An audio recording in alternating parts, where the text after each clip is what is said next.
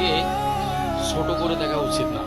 সব কাজেরই একটা নির্দিষ্ট পরিমাণ গুরুত্ব, সব কাজেরই একটা নির্দিষ্ট পরিমাণ সম্মান থাকে।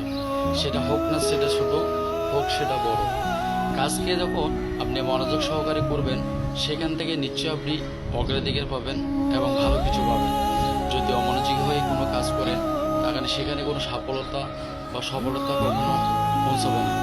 তদ্রূপ কোনো কাজকে তুমি ছোট মনে করবা না। সব কাজেই সবার জন্য সমান, এবং সব কাজেই ছোট হলেও ওই সব কাজটাই মনোযোগীভাবে করে সফলতা অর্জন করতে পারে। কোনো কাজকে ছোট করে দেখা উচিত না। আজকে ছোট কাজটা একসময় বড় আকার ধারণ করবে। আজকের এই ছোট পদটা কালকে আগামীতে বড় পদ হিসেবে চলে আসবে। তো মানুষ ছোট থেকে বড় হয়, ছোট থেকে মানুষ বড় হয়, ছোট পদ থেকে মানুষ বড় পদে ওঠে। কোনো কাজকে ছোট করে দেখা উচিত নয়। ছোট থেকেই মানুষ বড় হয়। তো প্রত্যেকটা কাজে, প্রত্যেকটা পদে মনোযোগী হয়ে কাজ করলে অবশ্যই সফলতা ঘরে ফিরে আসে।